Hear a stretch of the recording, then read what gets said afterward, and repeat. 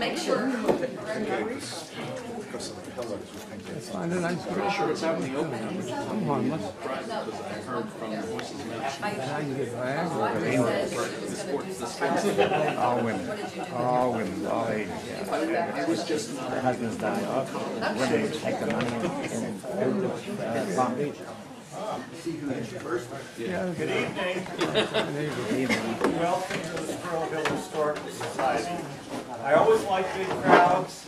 We got a wonderful crowd tonight. I particularly welcome the members of the Tree of Life congregation. I know a lot of you are here. How many of you are members of the congregation? Thank you for coming out in full force to hear about the history. You better shake my hand. You could do that. I'm very happy to have you all here.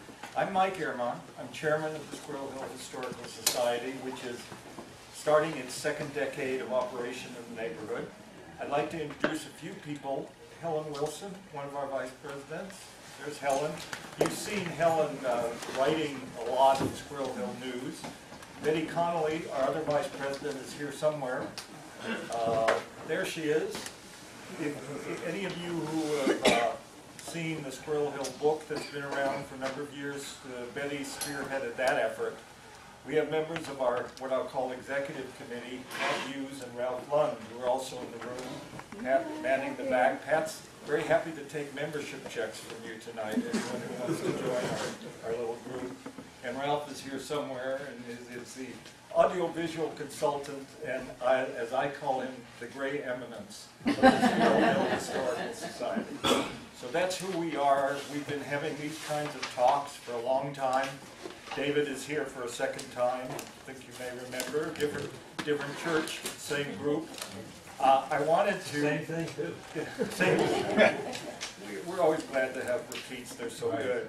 I wanted to point out to you, I'm not going to go through the whole list because we have a lot to do tonight, but we have a long list of speakers coming up.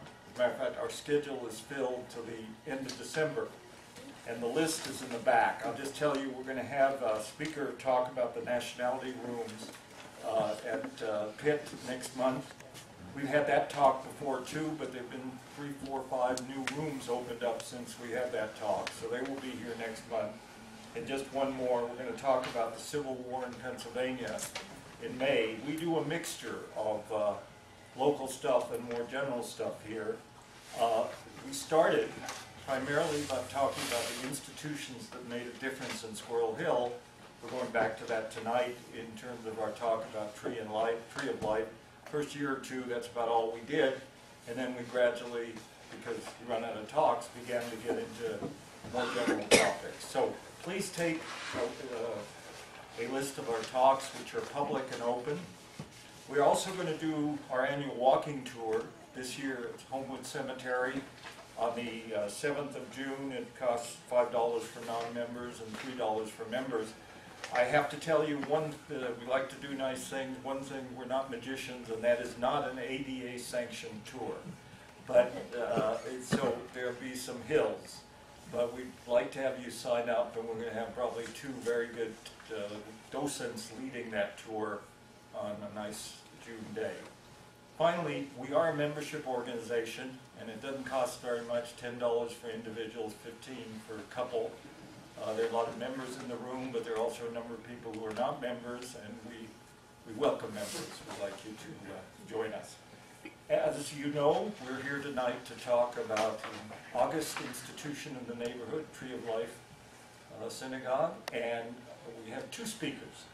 Audrey Glickman, who you have seen here before because she manages the machine in the back and is one of our oldest, not old, but longest standing members. Gotta be careful about that. Audrey, who works at Scenic Pittsburgh, is neighborhood of Greenfield, is going to start this off, and she'll then introduce David Dinkin, and we'll go from there. Enjoy.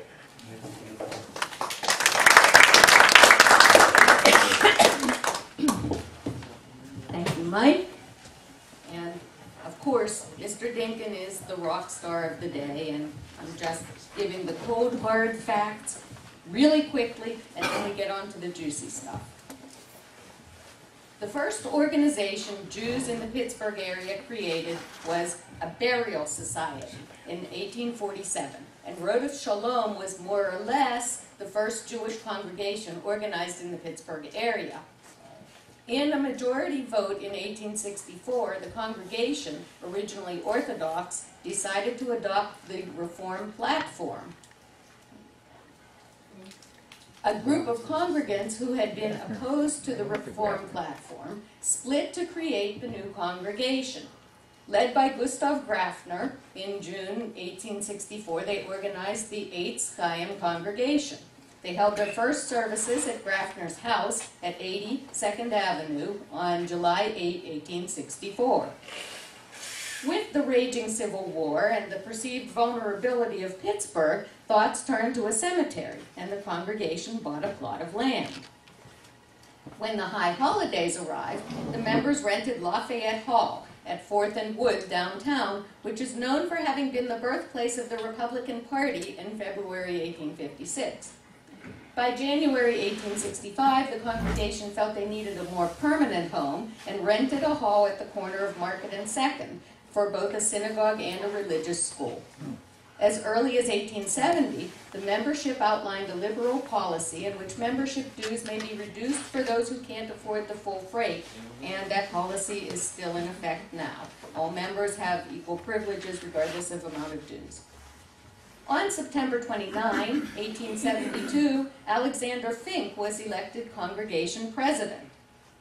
For the next 22 years, the congregation would be known as Fink's Shul.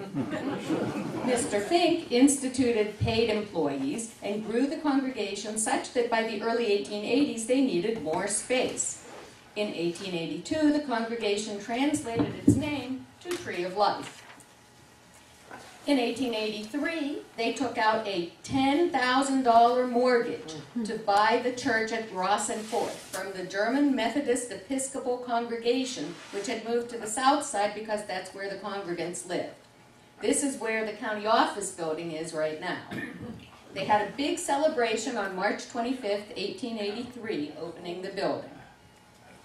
In 1884, Abraham Goldstein was hired as sexton and Hebrew teacher, and he remained in service for over 50 years. In 1886, Tree of Life joined the Jewish Theological Seminary Association, officially aligning with the conservative movement. In 1890, it was noted that congregants preferred pews to individual seats, but it took 3 years for that to come to a 2/3 vote. Some interesting characters in the formation of the congregation were William H. Cohen, who was the first bar mitzvah boy in 1867, Joseph Levin, who served as cantor for 38 years, beginning in 1902, and Lieutenant Benjamin Rosenblatt, who was possibly the first Jewish member of the Pittsburgh Police Department. In 1898, the congregation requested the Jewish Theological Seminary send them a rabbi. Young Michael Freed, about to graduate in a few months, got the job. He led the congregation in an outward attitude as an activist, working for and contributing to charitable causes, and also toward the construction of a new synagogue building. On December 31st, 1905, the search committee recommended purchasing a prime location on Craft Avenue in Oakland, 100 feet by 150 feet, for $16,000. They approved a lot, and they approved $75,000 for a building. The cornerstone was laid in June 1906. However, suffering a serious illness, Rabbi Freed left that fall before the building opened. Rabbi Freed was succeeded by his friend, Rabbi Rudolph Coffey. And the new building opened in a 3-day ceremony, including a procession from downtown to Oakland with all the equipment in 1907. Of course, the building is now the Pittsburgh Playhouse. Meanwhile, in 1906, the women of the congregation got together as a volunteer sewing group. The sisterhood is still going strong. In fact, we'll be taking over the Sabbath services on March 22nd. And this photo is the celebration of the new building in 1907. The congregation stayed in the Oakland building for 28 years, surviving the Depression. Rabbi Coffey left in 1915, and Rabbi Mazur served through 1921. In 1922, Rabbi Herman Halperin arrived, and for the next half-century took up advancing the sort of public service that Rabbi Fried had led. An interesting note, in 1929, the Hebrew school was so popular they instituted door-to-door school bus service, which lasted for 3 years. As the Jewish community moved further from downtown to Squirrel Hill, in 1946, the congregation's president, Charles Rosenblum, donated the land at the corner of Wilkins and Shady Avenues. It's the northeast corner of the highlighted block. While on a 10-week journey to Palestine, Mr. Rosenblum was determined to somehow procure a piece of limestone from a quarry there for the cornerstone of the new building. He said he found it very easily and had no trouble getting it shipped to Pittsburgh. In fact, the Jewish Criterion reported that he said, "While in Palestine, I found it quite a simple task to negotiate for such a block of stone. Would that all our other problems related to Palestine could be settled so easily." The product of a $600,000 building fund, the building opened in October 1952. You'll recognize the central portion of the current complex. The chapel was named the Rosenblum Chapel. It's now the Pervin Chapel. It has a delightful Art Deco flavor. Dedicated on September 6, 1963, the new Halperin Sanctuary provided more ample seating for the growing congregation, way more ample seating. The windows of the sanctuary were designed by Nicholas Parendo of Hunt Stained Glass Studios, and he's still there, on a theme by Rabbi Halperin. And they were installed between 1966 and 1969. We hope to have a special session this year at our shul by Laurie Eisenberg, who has been researching the windows and is back there. The Alex and Leona Robinson Pavilion, the long building on the long part on the other side of the building, housing the social hall, was dedicated on October 6, 1974. Rabbi Solomon Kaplan came on in 1968 with ambitious sermons and music for well-attended Friday evening services, and David Dinkin became the executive director.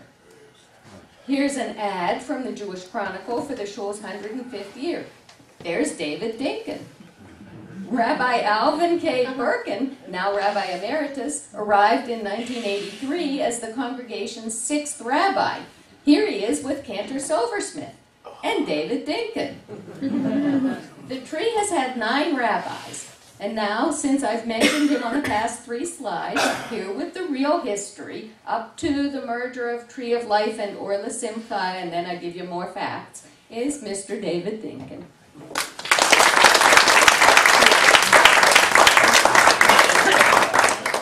Thank you very much. Audrey, I don't know what I would do without you.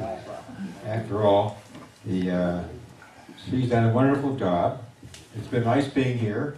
You heard all about the Tree of Life, and that's nice being with you. Good night. This session went in very quickly. However, I will say a few things. One of them, or many of them, is this. There's a few things here I want to point out with the list of rabbis. Rabbi Avi Friedman was appointed as a rabbi at the Tree of Life, but he did not replace anybody. He was, or he is still today, a Reform rabbi, and he came as an assistant to the rabbis there. I'm not so sure about the date. I think he was also there when Rabbi Kaplan was there, but I'm not sure. Anyway, for sure he was there when Rabbi Birkin was there. And so he had a difficult time adjusting to the conservative movement, and for other reasons, and he decided to leave, and he left. It's not the ideal situation to have 2 rabbis together. Really, it isn't. It doesn't always work. Anyway, that's it. So you see, I have been, first of all, very honored to be here, and I've had the good fortune having been associated with the Tree of Life for just about 60 years. My wife and I joined when my firstborn, was just talked that he happened to call before I got here when he was about 5 or 6 years old. So he's 65 now, so it was about 60 years that we've been members of the Tree of Life congregation. However, I do want to tell you one thing which may come as a surprise to you. There is in the audience one of our distinguished past presidents, Dr. Howard Elson. Also, Ben Foreman is here, also is a distinguished past president of the synagogue. And the reason I'm mentioning this to you is because Howard Elson believes I'm old enough to have been here in 1864 when the congregation was started. He always comments about the fact that, yeah, every time we mention something that happened in the history of the Tree of Life, he said, well, Dave was there. However, I hope I would have been, but I'm not. Anyway, I have the great honor and the privilege of having been a member for 60 years, and in so doing, I was with the rabbis that you have listed there. And the first one who really, probably for this particular idea to be associated with the Squirrel Hill is Rabbi Halpern. Rabbi Halpern was a very unusual man. One thing I will say about him, he was a maverick. His interpretation of traditional services, religious services, was quite at variance with the traditional conservative ideas. And by the way, we many years ago became one of the first members of the United Synagogue of America, one of the founding congregations of the conservative movement. And so, for example, I have to tell you this in all honesty. Rabbi Halpern loved the services, obviously the religious services. The shorter, the better. And he was in the habit, no, seriously, if a bar mitzvah child had a long haftarah, you know, a long haftarah, he didn't let him do the whole thing. Who could sit through his all? Too hard. When it came to Yom Kippur, the Day of Atonement, 6 o'clock, he said, that's enough. It didn't matter if the sun was bright and shining, it didn't make any difference. He said, you know what, you don't have to suffer too much. That's enough. He was very unusual in that respect. I will tell you very truthfully, I had some specific duties. And for those of you who don't remember, I started in '67, but I had the pleasure of being a member of the congregation for a long time, so when I took the job in '67, Rabbi Halpern was not a stranger to me, he was my rabbi for all those years. So what did I do? I had two very important jobs, which I did with Rabbi Halpern. One of them was to drive him around wherever he wanted to go. He didn't like to drive. He had an old Plymouth. And I don't know if you remember what an old Plymouth was like, but in order to shift gears, you push the button. That went from one gear to the other. The other job, which I had, was even more significant. One of the things that we developed under Rabbi Halpern's time as a rabbi was music. I have to remind you, we had music, we had a cantor, we had 4 professional singers in the choir, we had an organist, and the organist was also the choir director. She worked with Harry Silversmith, the cantor, and she was Ilsa Karp, and she was the wife of Richard Karp, the director of the Pittsburgh Opera for many years. Real top musicians, and we really had great music at the Tree of Life. And another tradition that was developed under Rabbi Halpern was the late Friday night services. This was a real service. Every Friday night around 8:30, 8:45, 7:45, whatever the time was to start, we would come and the rabbi would deliver the sermon and so forth and so on, the music and everything else. Well, how did I fit into this program? I will tell you that I had a very important position. When the Halpern sanctuary was constructed, there was a special light that was focused right on him, right where he spoke. And you won't believe it, but after the first week or two, the timing was incredible. Everybody thought he was turning out all the lights so the light would shine on him, but it was me. That was my job. I had to turn off all the lights in the sanctuary so the only light was showing was focused on him. He delivered a sermon. You know, years ago when you sent your shirt to the laundry, it came back with a cardboard. Remember that cardboard? He used to write the outlines of the sermon on that cardboard. But he never looked at the outline. He just talked about something else. He was a great scholar. He really was. He took his scholarship very seriously. And one of his great works was called Rashi and the Christian Scholars. I guess all of you know who Rashi was, the greatest commentator on the Torah and the Talmud that we ever had in Jewish history. And when people want to know today, how do we understand what the Talmud says, what the Torah says? What did Rashi say about it? But not only did the rabbi talk about that, but his idea was that there was a great connection, intellectually and so forth, between Rashi and the Christian scholars. And this is a beginning of a real series and continuation of our congruity, our continuity, our devotion to interfaith relations. Absolutely. And as you know, or as you may remember, Rabbi Halpern was very much interested in Duquesne University and vice versa. He taught there, and the succeeding rabbis all taught with Catholic institutions.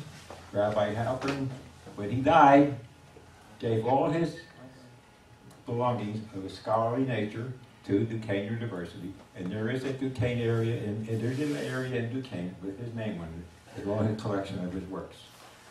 So this Rabbi Halpern, I say, was great. He also, when I said he was a maverick, do you know what he did? You heard Audrey say about the fact that he was instrumental in designing the stained glass windows. The stained glass windows we have in the Halpern Sanctuary, and we also have them in the chapel. Now the Persian Chapel, originally the Rosenblum Chapel, named after not Charles Rosenblum, the president, but his father, who was the multi-millionaire. Charles Rosenblum devoted his lifetime to taking care of the money that his father left him. But he actually was one of the presidents of the Tree of Life at one time, Rosenblum. Anyway, what did he do? He designed the windows in the chapel, and one of the windows has a picture of a man. Well, I don't know if you realize this or not, but that's contrary to Jewish tradition. You don't represent somebody with art. What? It's a contrary. Don't do it. He said the conservative movement and people just misinterpreted the second commandment. You know, about having any images and so forth and so on. His idea was correct. That was a story about worshiping God. We're not worshiping that man in that stained glass window. It's okay, you can do it, and he did. And nobody seemed to have any objections. But, you know, that's typical of Rabbi Halpern. He started this whole idea of being a liberal, Tree of Life, liberal, conservative congregation. And his successors followed him and more or less followed in his footsteps. Made some changes here and there, but one of the changes that he made, Rabbi Halpern, in 1948, when the State of Israel was formed, he said, you know what? We should observe the holidays in America the same as they do in Israel. And some of you may not be familiar with the three festivals that we have. You know, the festival of we have Sukkot in the fall, and the Feast of Weeks in the middle, and Passover at the beginning. All those had an extra day added.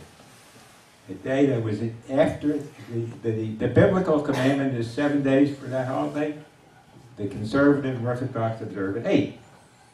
Because centuries ago, I don't know how long ago, they were afraid that if you didn't know when the first day of the month was, Rosh Chodesh, how could you observe the holiday on the 14th or 15th, whatever day it was supposed to be? So we got to make sure. So he added an extra day. And what turned out to be from the extra day, it was another day the synagogue was empty, but we won't go into that. Anyway, by the way, that's a rabbinic statement. That was a rabbinic statement. I used to work for the United Synagogue in addition to working for the Tree of Life, the conservative movement. And one day, one of the conventions, I'm in the steam room with a whole bunch of rabbis. And they were talking about the second day. So the rabbi said, you know what, what's the difference? Second day, first day, did nobody come to either day? So they weren't very excited about that. But I want you to know that the Tree of Life was one of the founding members of the conservative movement. We were with it from the very beginning. Now, I don't know where we are, but we'll come to that later. But we were. That's it, the conservative movement. And Rabbi Halpern started that pattern of a liberal congregation. Much less traditional than, for example, Beth Shalom. And so in those days, if people wanted to have this kind of congregation, they went to Tree of Life. They did. They went to Beth Shalom or some other synagogue. But that's Rabbi Halpern, and he was a great guy, really. He conveyed a sense of being very aloof. But no, he wasn't. He really wasn't. The people who knew him got to be very friendly with him, and he enjoyed the company of everybody. And he really liked living. Unfortunately, he had some problems, but he liked living, and God bless him and her. There was a tremendous change when his wife died, and he married Cecilia Moss, who was a social worker, a pioneer in her field. Great worker. She changed him completely. His hairstyle, his clothes, everything.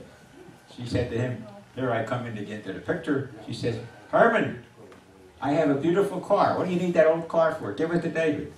So we did. And to tell you the truth, the first year that my son went to college, went to Indiana, he drove that car. We didn't know which college he was going to wind up in, but he drove the car. Anyway, that's the way they were, and she was such a wonderful plus influence on his life. She was a member of the congregation. She adored him. She really loved him. And they were so happy together, and unfortunately, sometimes he got mixed up. And he went to a bar mitzvah. He was no longer the rabbi. He went to a bar mitzvah in Mount Lebanon someplace, and he had a heart attack while he was out there and died. Still too young. But she always felt that if he had stayed in Pittsburgh and not in Squirrel Hill or wherever, he would have had good medical help, but maybe not even had the heart attack, and that was it. Anyway, I forgot, I got to tell you one more thing, okay? Before this I forget. I'm not even looking at my notes because I can't read them anyway. He would call me every Saturday morning. I'm very honored, and maybe he wanted to discuss the portion of the week with me.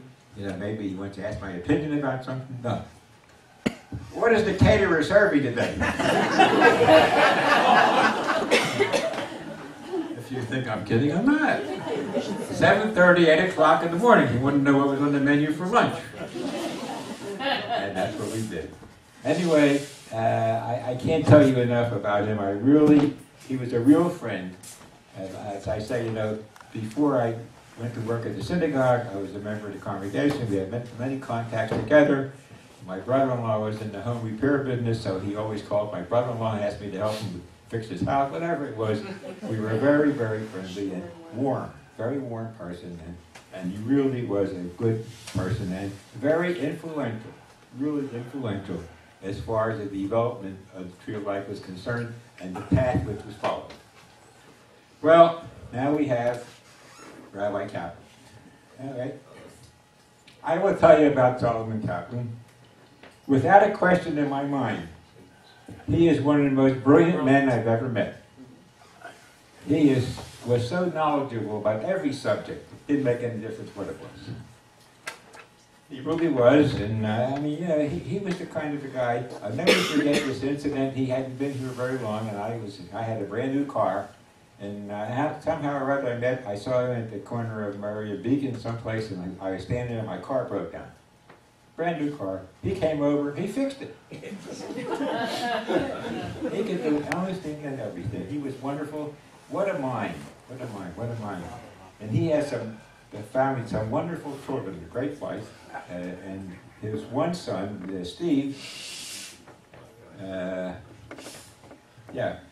now was for many years, he made an aliyah to Israel many years ago, and he's a director of all the overseas programs that the Hebrew University has. He has a tremendous big job at Hebrew University. He's an authority on the Psalms, his son, not the rabbi. And anytime there was a question about interpretation or something, he would call Steve on the phone to find out what he thought about it, what he said. Absolutely brilliant guy. And he was a great guy. He really was wonderful. He kept up with the ecumenism that Rabbi Halpern developed. He taught nuns in Fox Chapel. Not Judaism, Catholicism. That's the kind of a guy he was. His knowledge was unbelievable. And we had great years together. Under him, when he was the rabbi, that's when the Tree of Life grew. It grew and grew and grew.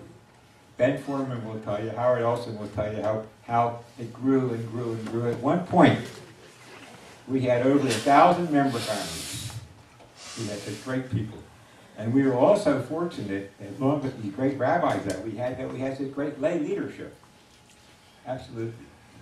What's the name of the president of the sisterhood for many years? What's her name again? She's a member of the sisterhood. She's typical of what I'm talking about. I won't mention her name because I don't want to embarrass her. But it's Marcia Stewart. Marcia Stewart. Thank you. She's typical of what I'm talking about. I don't know, 45, 50 years to be president of the sisterhood. The sisterhood grew from nothing to thousands of members. We'll talk about this tomorrow. Tomorrow, yeah. But she's typical of what I'm talking about.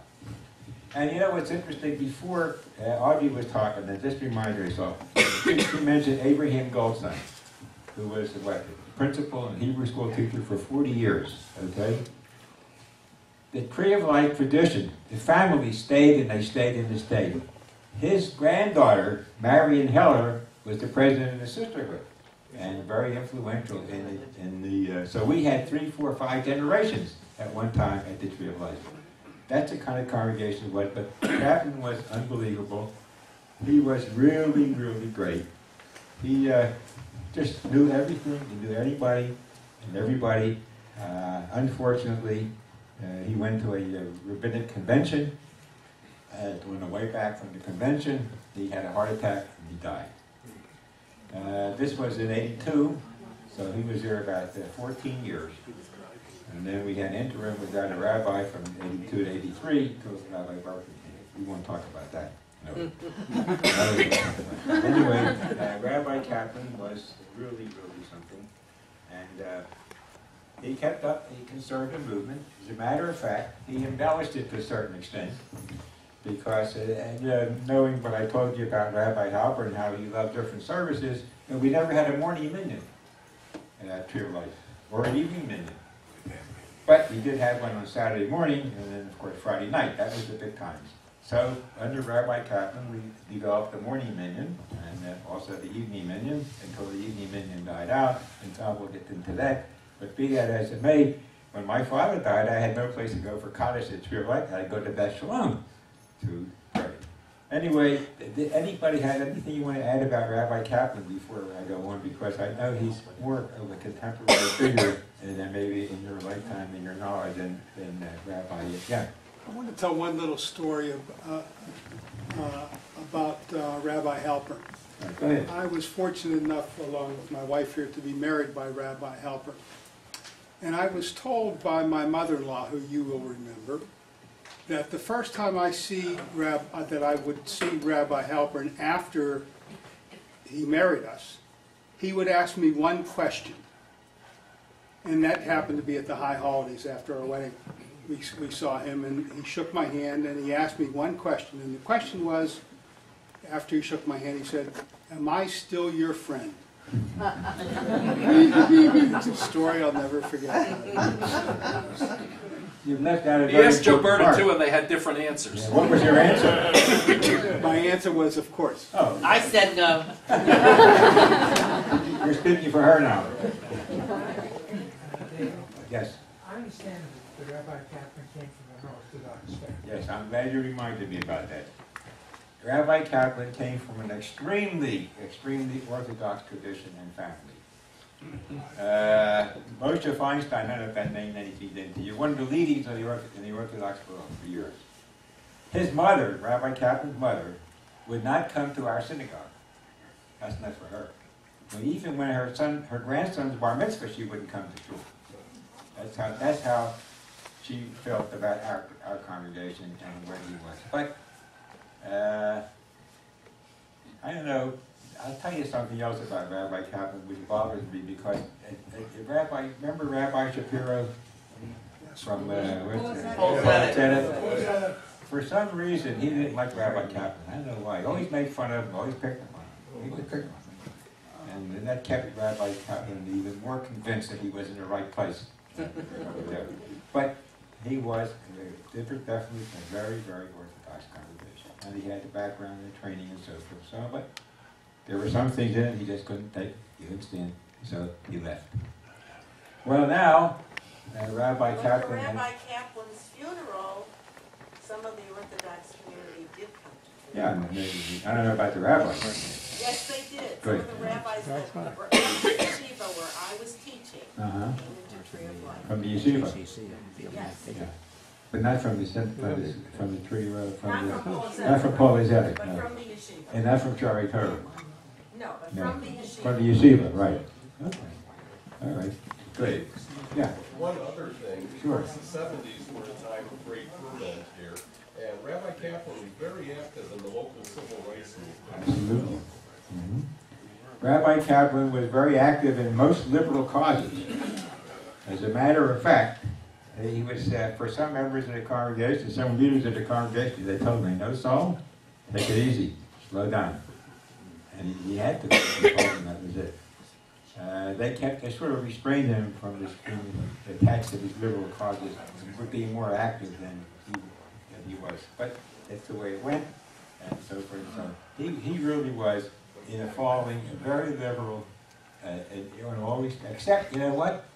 It's funny how some of these rabbis, how they draw the line at different instances, and I'll tell you what I'm talking about. During the time when Rabbi Kaplan was a rabbi, there was one great fundraising effort made by congregations and churches, religious organizations. Remember what it was? Bingo. Everybody played bingo, and everybody made money. So the men's club came to Saul and said, Saul, we want to raise money for the shul. He said, nothing doing. No gambling in the synagogue. The only time you can gamble in the synagogue is on Purim. That's it. No other time. And he couldn't do it. So that's it. Then we finally yielded a little bit, and he was right anyway. We lost money. Anyway, but Solomon Kaplan will always stand in my mind. With his family, they're still going strong. I think Ruth is somewhere around the Washington, D.C. area. I haven't heard from her for a long time. Virginia. Virginia? Northern Virginia. Okay, but anyway, that's the story. Rabbi Friedman, I want to tell you, while he was here for a short time, he made many friends. He made a lot of friends. And I think he had a great deal, he had really an effect on the congregation, which for a limited time, he was kind of a guy who was really lovable. His family, his one son had the syndrome? Down syndrome. Down syndrome, yeah. But she was always pregnant to her. Okay, now we're going to come down to Rabbi Birkin. Okay? I will tell you about Rabbi Birkin that you may or may not know about. Okay? Okay? Rabbi Birkin has the distinction of having attended and been on more cruises than any rabbi in the world.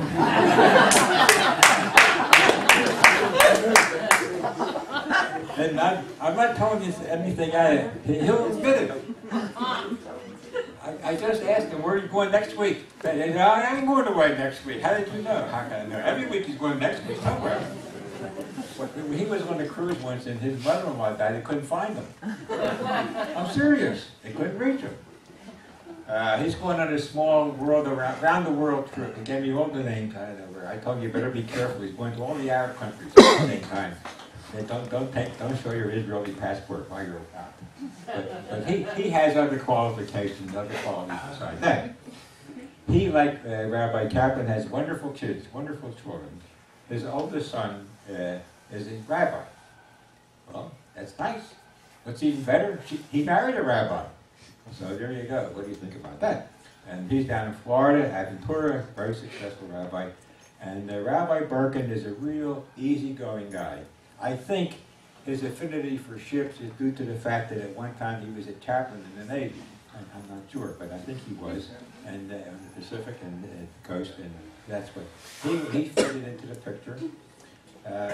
He's great. Has a great mind, a great memory. He knows a million people. He knows all kinds of stories. He and I had so much fun talking to each other. I just saw him a couple of days ago. We're always laughing about something, and I really enjoyed it. He fit right into the picture.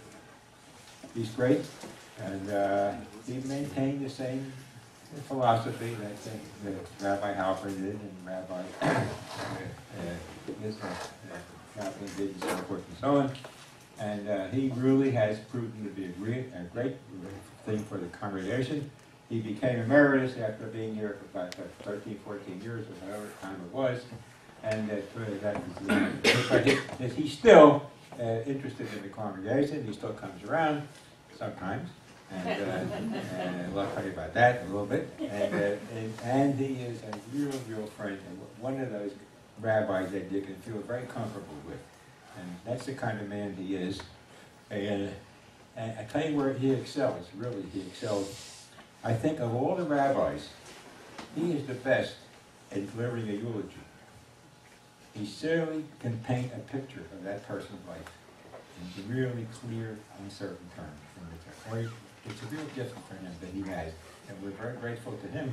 And like I told you before, I mean, I'm very honored and very grateful because he has been a part of all these lives in my own life for all these years. And Rabbi Birkin fitted right into the picture. One thing about Rabbi Birkin, he and I never got along. You know why? You know why? Temperature.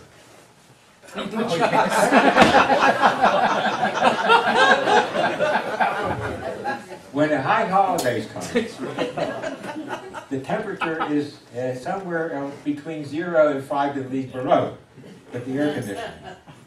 And it continues on, and then it goes right through to Yom Kippur.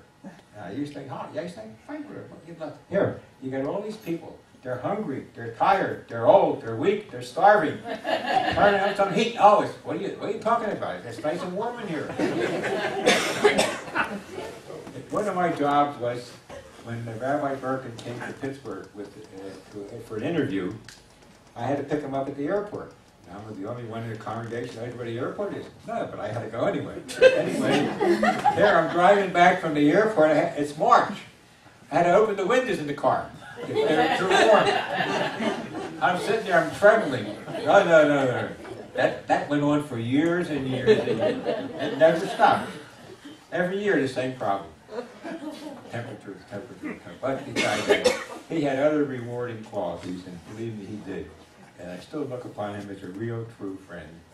And he kept up the tradition as was before, and so forth and so on. And then after a while, people felt, well, maybe we should make a change. So we had a change, all right. We got Rabbi Disfield. Well, can't we tell stories about Rabbi Birkin? Because some of us are holding our breath here while you're talking about him, not knowing that he's sitting here. Who's sitting here? Rabbi Birkin. Where? Right over there. Is he here? Thank God I took a break. I didn't even know he was here. We noticed. That shows you what a friend he is. He came here to hear himself hear me talk about him. What'd you say? You put on the air conditioning. No, it's warm in here. No air conditioning here. For the first time in years, I'm comfortable. Don't spoil it. But, that's typical. It just shows you how honored I am to have been part of the congregational life and to be a part of the life of Rabbi Birkin and the others. that he would come here tonight when the Penguins are on TV. Come here and listen to me talk about him. Well, he knows all about himself. Thank God I said the right thing. You didn't even say you're sitting there. I'm going to go on to the next rabbi real fast. The one thing you should mention, though, is how he followed in Rabbi Kaplan's footsteps. It's in terms of interfaith relationships. Absolutely. Rabbi Birkin was phenomenal in being in the forefront of interfaith Right. relationships For with years the and Catholic years Church. and He years. was That was a tradition that was well established, and he followed it through.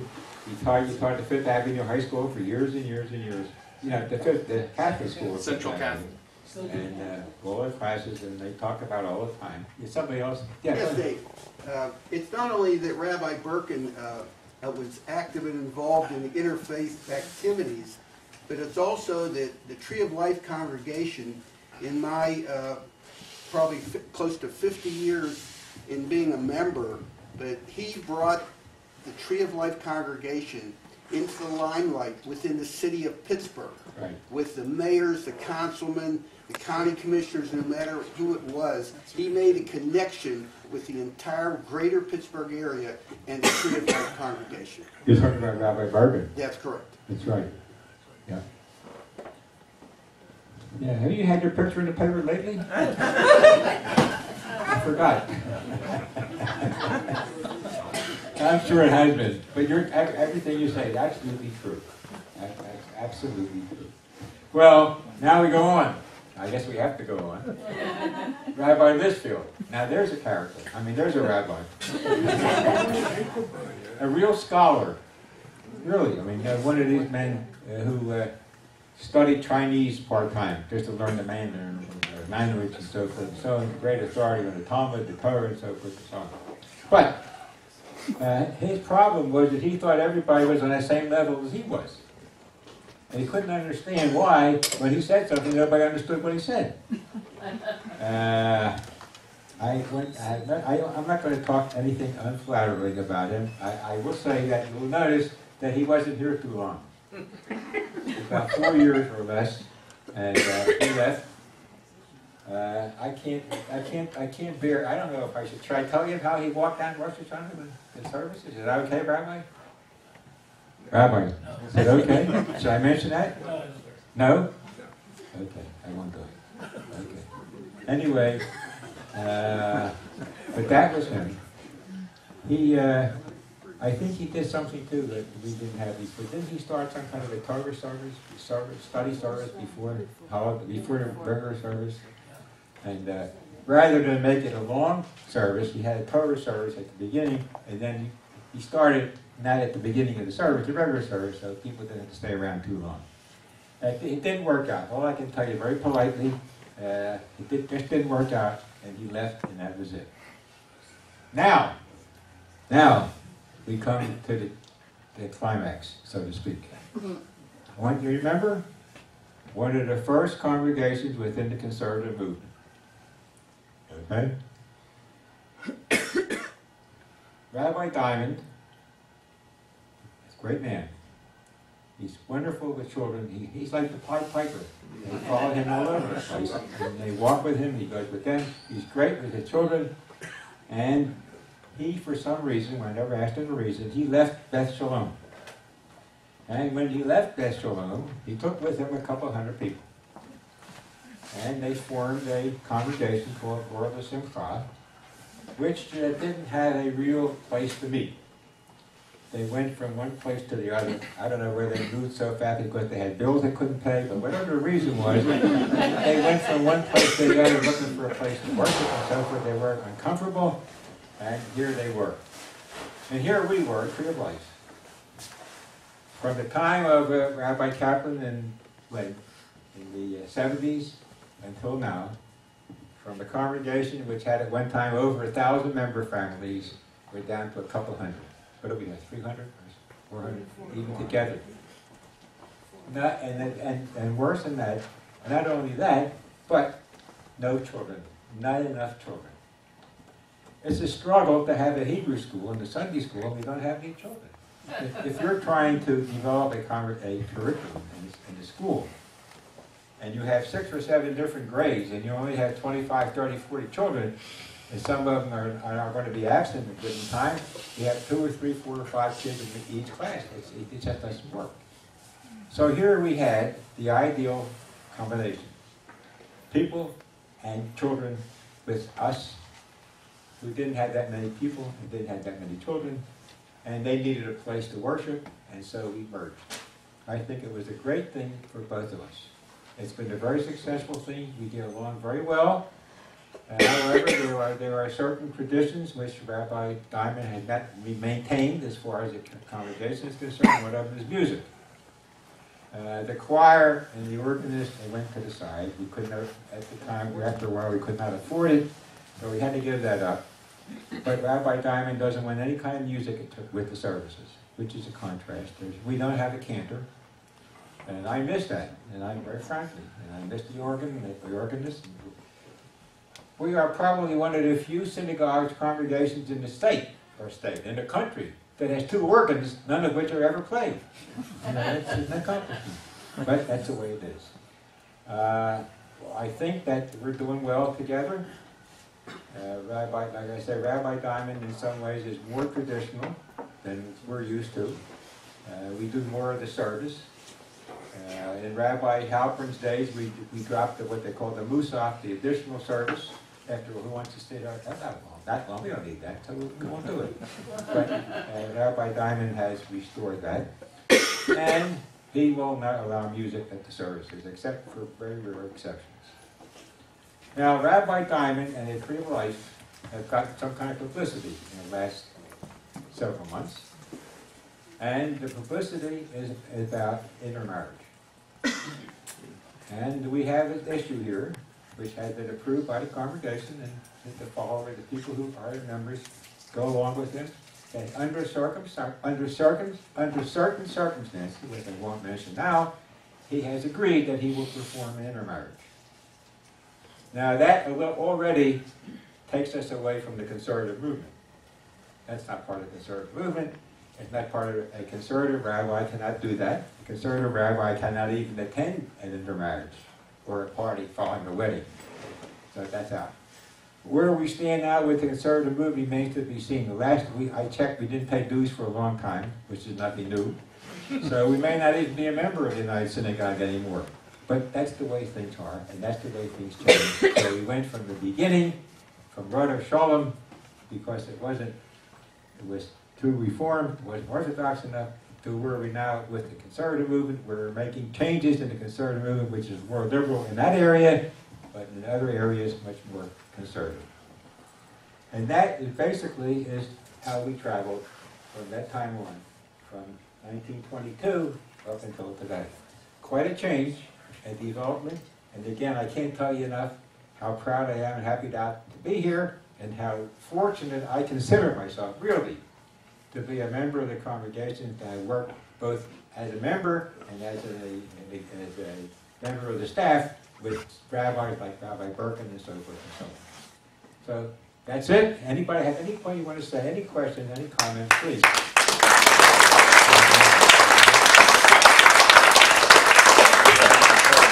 Again, Audrey, thanks again for all your help. Thank you very much. Thank you. Anybody else have anything you want to say? Yes. I just have one point historically. I think there should be an asterisk, because I remember myself as a young person when I lived in Oakland, when we left the Tree of Life building on Kraft Avenue, and prior to the building being fully developed on Shady and Wilkins, that 2 years of high holiday services were held at the Soldiers and Sailors Memorial Hall. Oh, yeah. Was it more? Oh, way more than 2 years. Okay, but there were seveal years that we held up there. Absolutely. So that was another house of worship. Not only that. We memorized the Gettysburg Address. Remember the place called the Concordia? Sure. Okay. All right. I tell you what, it's a great coincidence. But every year, for Yom Kippur at least, the World Series and Yom Kippur coincided. Well, what are we going to do?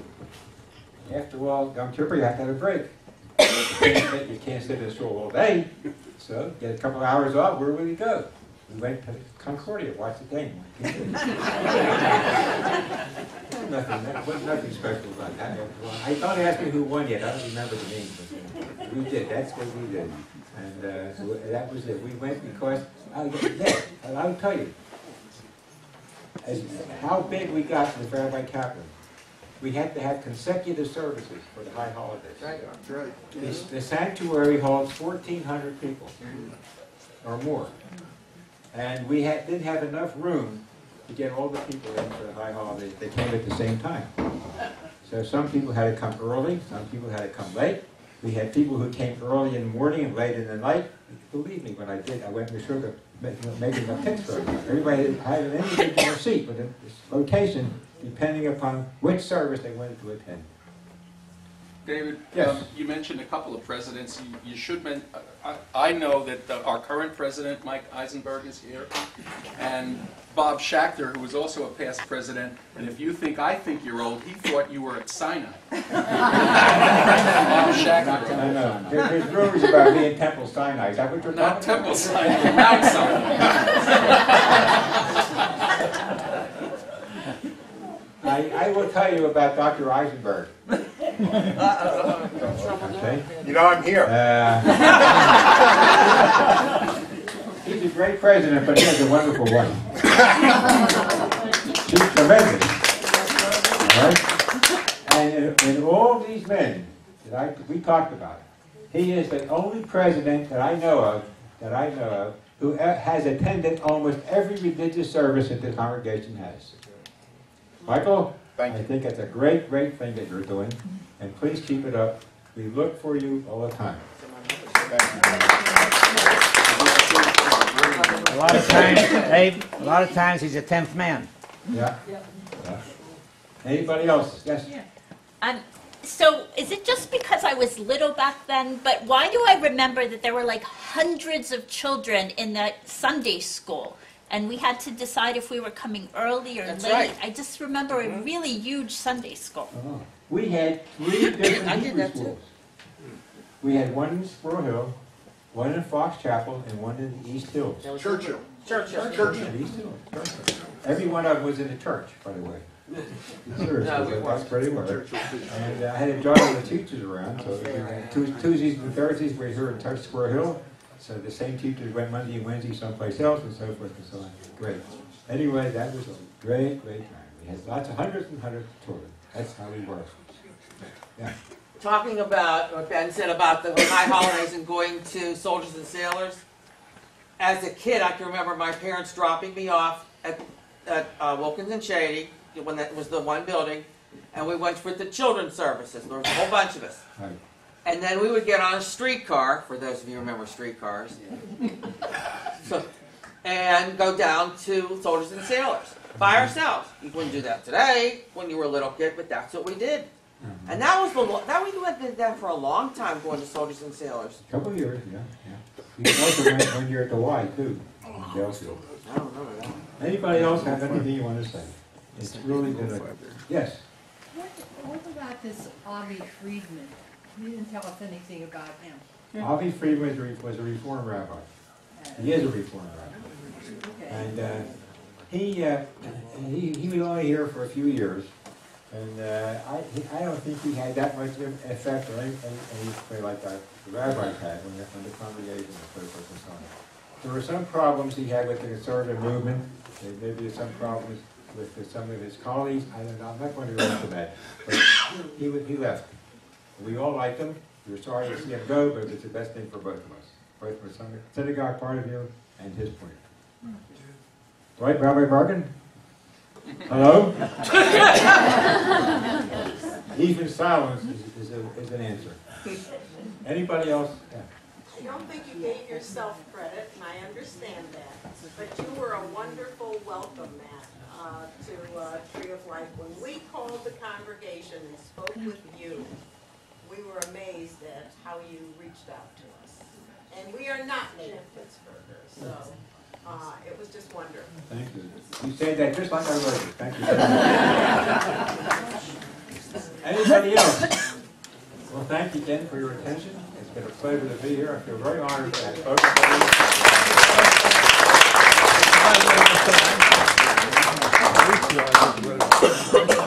You know, we've been having talks here for more than 10 years. David, that's the most humorous, human, and honest talk I've ever heard in this hall. Thank you very much.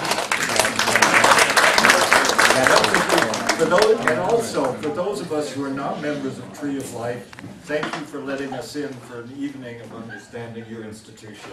It was delightful and informative. To repeat, come and see our other talks, join us as a member, come to our walking tour, and we always welcome help in putting our chairs away, a little bit of co-op at the end tonight. The chair place is in the back. If you can help me out, I appreciate it. Thanks for coming.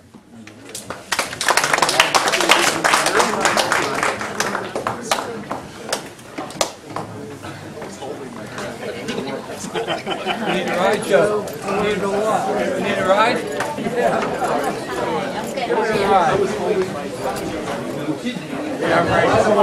By the way, happy anniversary to Tree of Life.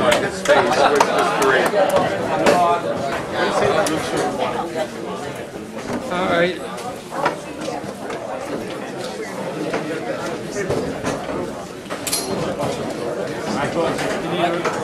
Yeah, give me a ride home. Want to ride home? All right. Well, thank you. I know, no, I've heard.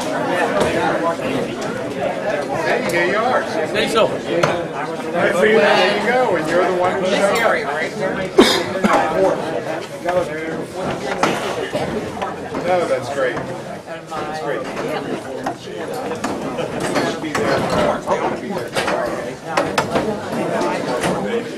Just listen. Subsidy part.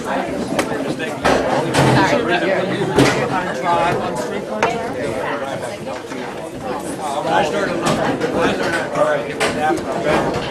Thanks for being at that last meeting, too. Good, and they were off the road. You better learn how to.